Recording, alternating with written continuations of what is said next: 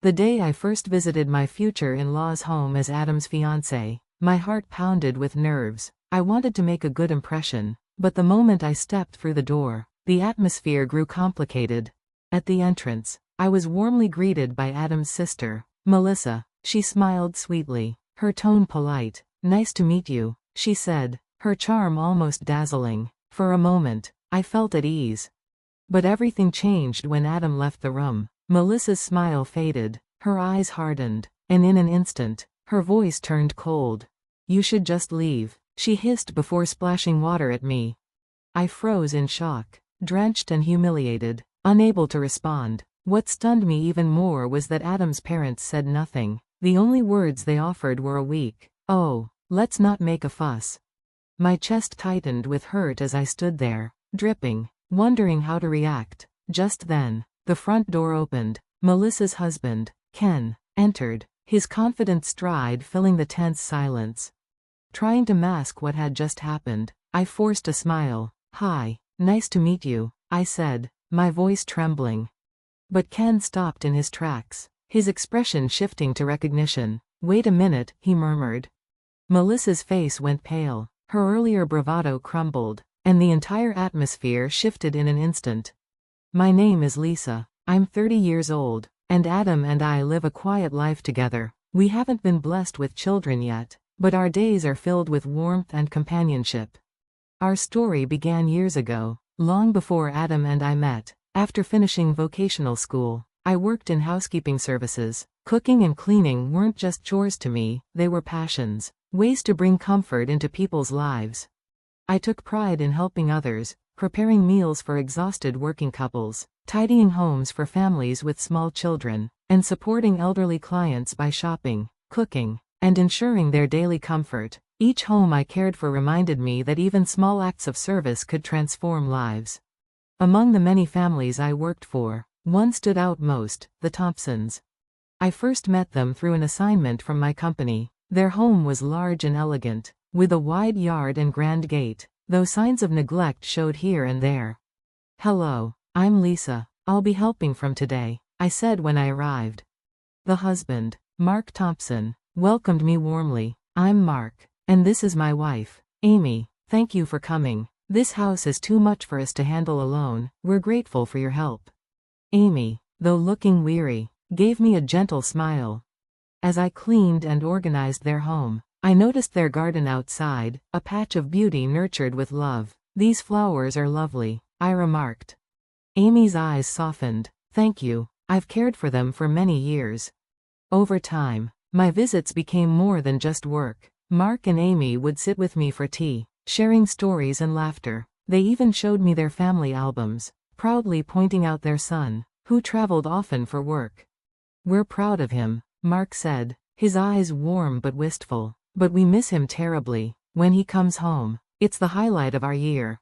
Their quiet longing touched me. I found myself wishing for their son's return as much as they did. When Amy's birthday came, Mark asked me to help prepare something special. I cooked her favorite dishes and baked a homemade cake. Her eyes filled with tears as she whispered, "This is the most wonderful birthday I've had in years. Thank you, Lisa." But life is fragile. Not long after, I arrived at their home and saw a black ribbon on the door. Amy opened it, her face streaked with tears. "Mark passed away yesterday," she said softly. My heart shattered. The man who had always greeted me with warmth was gone. Amy's grief was overwhelming. She no longer tended her beloved garden, and the flowers withered along with her spirit. Meals went untouched, and she often sat in silence, staring into nothingness. I tried to support her, taking her for walks, planning small outings with her son's permission. Slowly, she brightened. One afternoon she told me, "Lisa, ever since we started going out, my days have felt lighter. I don't feel so lonely anymore. Thank you." Her gratitude moved me deeply, but only days later, Amy too passed away quietly. The loss left me hollow. Their once lively home now stood empty, echoing with memories. I threw myself into work, trying to numb the ache. Friends noticed my change, especially Emma, my closest confidant. "Lisa," she urged one evening, "there's someone I want you to meet. He's a wonderful person. Just give it a chance." At first, I resisted, but Emma persisted, and eventually, I agreed to attend a dinner with her. For the first time in months, I dressed up and forced myself to go. When I entered the restaurant, Emma waved me over. Sitting beside her was a man I had never seen before. "Lisa, this is Adam," she said brightly. Adam greeted me with a gentle smile, one that immediately eased my nerves. Throughout dinner, we talked about work, hobbies, and family. Eventually, I shared my story about Amy, tears spilling before I could stop them. "I'm so sorry," I said, embarrassed. "It's okay," Adam replied softly. "Losing someone you love is never easy." His compassion reached into the deepest part of my grief. For the first time in so long, I felt understood, comforted, and strangely hopeful. I hadn't realized how much I needed Adam until that night. Afterward, we stayed in touch, meeting for casual meals, talking during breaks, and finding comfort in each other's company. Bit by bit, he filled the emptiness in my heart. One evening, as we sat together in a quiet cafe, the words slipped out before I could hold them back. "Adam, I feel so at peace when I'm with you. I want to be with you forever." For a moment, he looked surprised. Then his eyes softened. "I feel the same, Lisa. You make my heart calm. I want us to keep sharing these peaceful days." Tears welled in my eyes, but this time they were born of joy. Adam had given me back my smile and my hope for the future. With him by my side, I felt certain I could face anything. The years that followed were filled with moments I cherished like treasures, and when we decided to marry, it felt like the most natural step in our journey together. But when the day came to meet Adam's parents, nerves swirled in my chest. Standing at their front door, my hands trembled until Adam gently squeezed them. "It's okay," he whispered. "My family's really kind." At the entrance, his parents, Ryan and Sarah, welcomed me warmly. "Nice to meet you. I'm Lisa," I said, trying to sound confident. "Welcome, dear," Sarah replied with a smile. "We've been looking forward to this." Their warmth eased my nerves as they led us into the living room. There, I met Adam's older sister, Melissa. She was strikingly beautiful, her long black hair catching the light, her eyes bright and expressive. She greeted me with radiant warmth. "Hi, I'm Melissa, Adam's sister. Thank you for coming." "It's an honor to be here," I replied sincerely. At first, Melissa's friendliness soothed me. We chatted easily, even laughing together as she shared stories from Adam's childhood. For a moment, I thought everything was perfect. But the illusion shattered the instant Adam stepped out of the room. Her smile vanished, her gaze turning icy. "Why would he be with someone like you?" she sneered. "You're just a maid." The words struck like a blade. I froze. "You don't belong in this family," she pressed on, her tone dripping disdain. "Anyone can scrub floors. You're nothing but a laborer." Her eyes flicked over my outfit, and she scoffed. "And those clothes? Embarrassing. You look like you walked out of the 80s. How can you stand next to Adam like that?" Tears stung my eyes, but before I could react, she seized a glass of water and hurled it at me. The cold splash soaked me to the skin. "Oh dear, the floor's wet," Melissa mocked. "Why don't you clean it up? Isn't that your specialty?"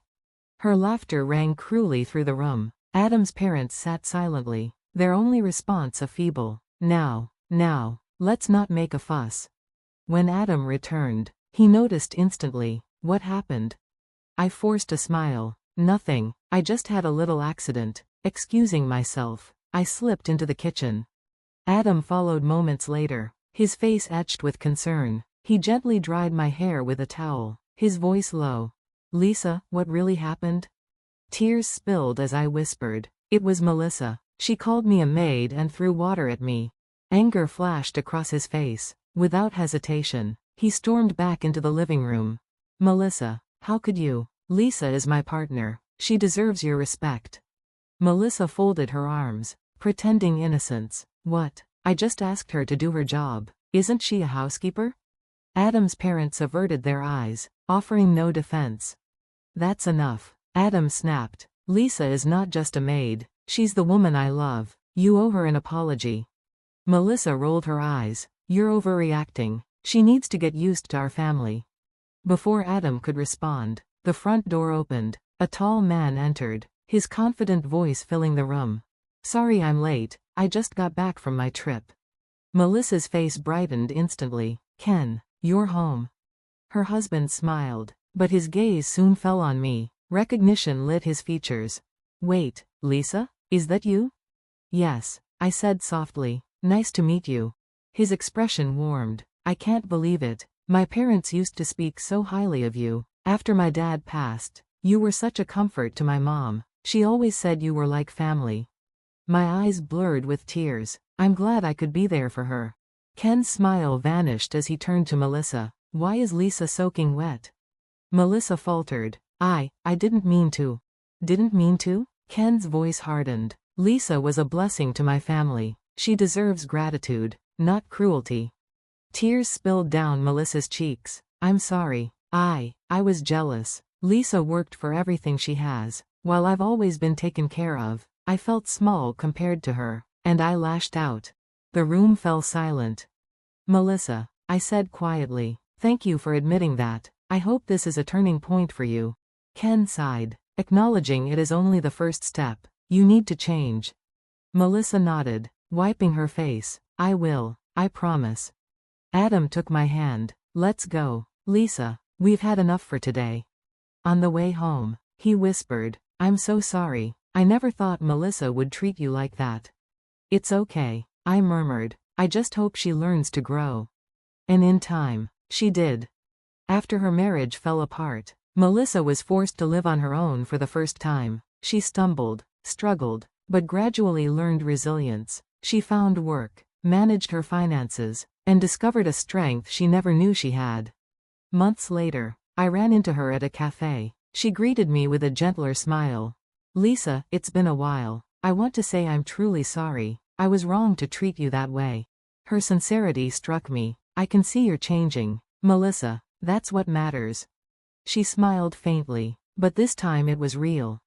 As for Ken, he moved on, focusing on his career. Adam and I, meanwhile, grew even closer. Despite everything, our bond only deepened. Lisa, Adam said one evening, his voice warm, I'm proud of you. Why? I asked softly. Because you never lost yourself. You're stronger than anyone I know. His words filled me with quiet joy. Whatever challenges lay ahead, I knew we would face them together, and for the first time in years, my heart was completely at peace.